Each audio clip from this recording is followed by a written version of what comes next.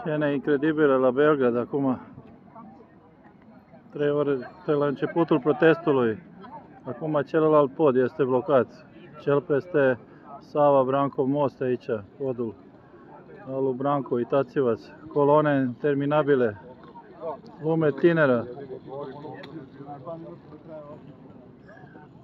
Lumea nu pleacă până nu pică dictatorul sau nu sunt acceptate cererile protestatarilor. Se cer demisii la rang înalt aici.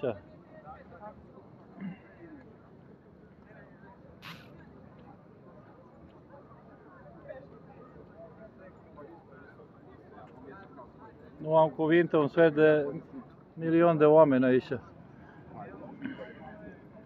După calculațiile mele, în viața mea n-am văzut atâta protestatari.